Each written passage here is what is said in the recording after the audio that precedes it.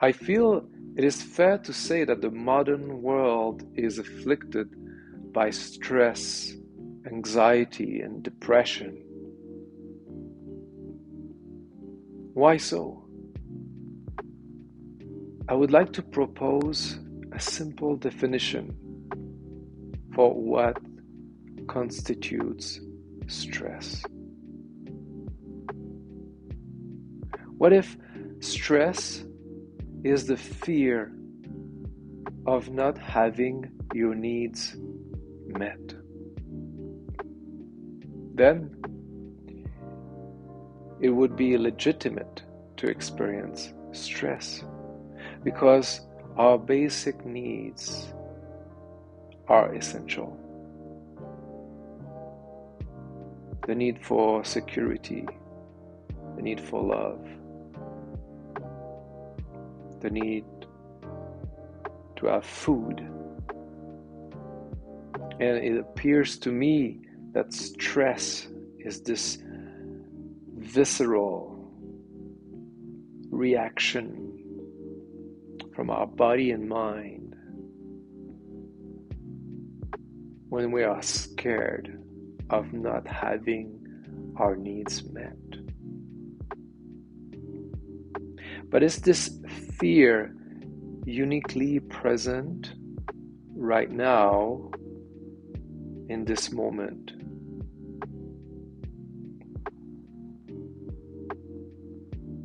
It seems to me that many people experience stress and fear even though there is no present danger that the basic needs are not going to be met. So is it possible that our fear response, our stress, is actually linked to the past, to an ancient fear that was created when our needs were not met when we were a baby during childhood? Like when the baby needs to be fed, the baby cannot walk and go get the milk. When the time between receiving the signals that we have needs and when the needs are met, when the time between the signals and the needs being met is too long, okay, we may start to cry, to scream. And when this scenario repeats itself over and over again, when we are a baby, a young child, this leaves an imprint. Some people call it trauma. I like to call it emotional core wound because it is like a wound, except we don't necessarily see it physically from the outside. But the wound of being neglected definitely leaves a trace, a mark, somewhere.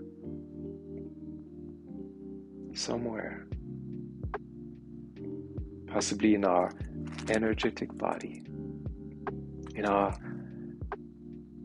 memory, in the memory that is stored in the body. So when we are an adult and we face a situation that invokes the possibility of not having our needs met, whatever our essential needs are in the moment, it appears to me that it connects directly to this ancient fear that left a trace, a mark, and then stress shows up. And it makes us tense, it makes us scared, it makes us reactive. because we have this memory, this unconscious trace from the past.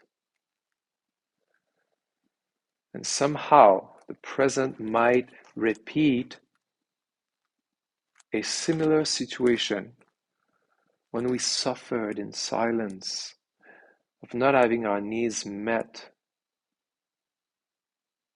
quickly enough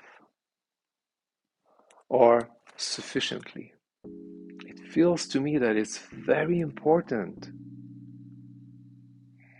to connect the dots, to realize that most of the stress that we experience as an adult is not actually created by the situation or the characters that we face. And this stress, when we learn to welcome it and to see it as a reaction to a past event, can bring us to better understand who we are and where we come from. And it can help us have more compassion for our emotions, for our anger. Maybe some of you carry shame and guilt around anger. Maybe in your family, in your lineage, in your circle of friends, your social circle, it is very possible that anger is not seen as something that can be helpful or instructive. Maybe anger is simply seen as something negative, something that you need to work hard to repress, to hide, to transform, so that finally you can be perceived by yourself and others as someone who is peaceful, zen.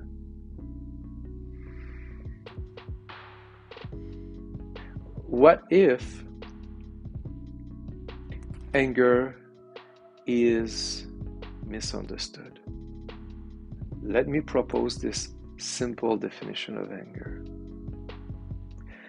Anger is the emotional response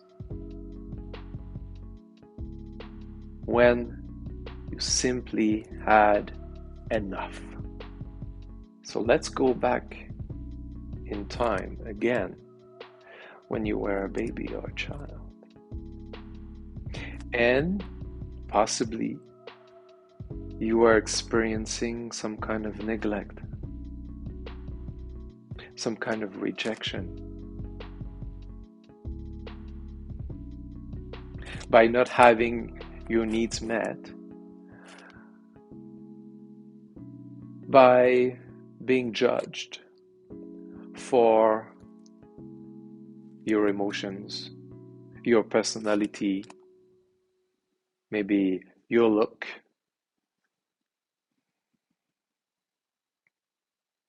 Maybe you had to tolerate not being loved, not being appreciated, not being respected. Maybe your space was invaded and you were experiencing the emotional wounds of invasion. Or maybe you were abused psychologically, emotionally, or physically. And if you were abused, maybe you were too young to defend yourself, to say no, it's enough. Maybe you did not have the capacity physically to say no, it's enough. So this energy that you had when you were neglected, rejected, invaded, or abused.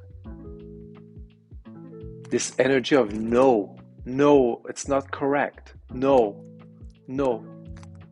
you are disrespecting me. You are not taking care of me. You are abusing me. This energy, when you were a baby or a young child, had to be repressed. And now, later in life, as an adult, when something or someone is slightly threatening your existence with a perceived possibility of neglect, rejection, invasion, or abuse, possibly this energy is coming back to the surface in a way that you cannot really control. And sometimes it comes out as anger. No, that's enough.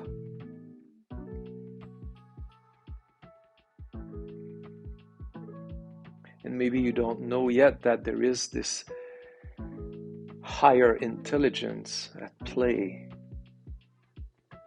through this emotion of anger. Because who talks about it? Who had the chance to learn that maybe there is wisdom behind anger? And so maybe because it is unspoken, it is still mainly repressed, judged, not recognized for what it could be, then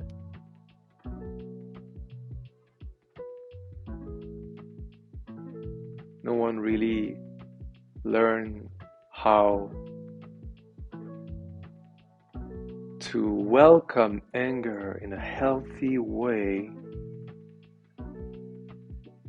so that they will move beyond the messenger of anger, move beyond the destructive potential, the toxic potential of anger. Because we don't learn how to welcome it properly. We don't learn how to listen to it and to connect the dots. What is behind anger? No one chooses to pass from being calm and peaceful to I'm gonna be angry now for no reason and I'm gonna be very unpleasant to the people around me. I'm proposing that no one does that. Anger shows up.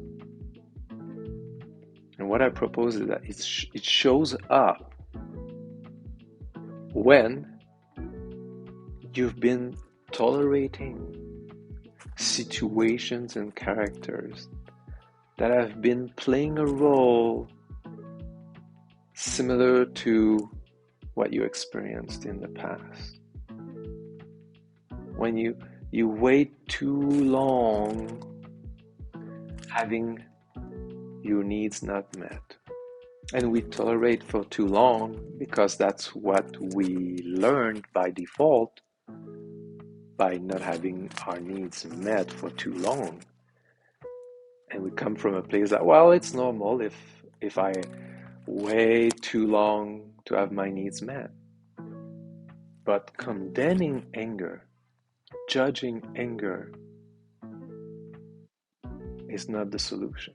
The solution is to take full responsibility for your anger, to realize that your anger is the explosion that comes at the end of a period of waiting too long to take care of your own needs and to tolerate the people who are actually negating your needs, and possibly because deep inside there is still an inner child who is waiting for the outside to meet your needs.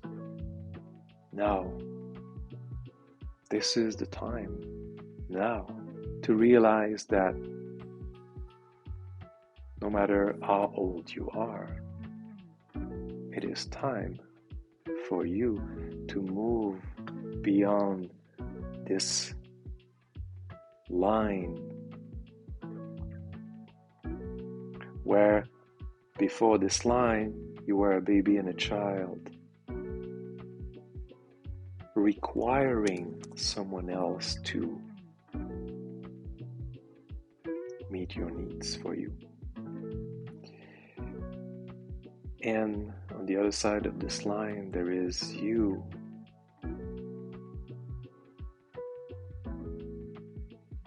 becoming fully responsible for all of your needs.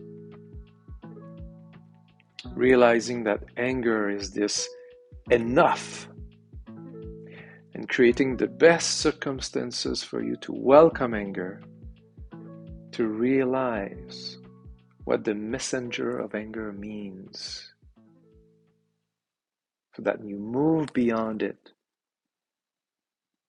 and take care of your needs like never before.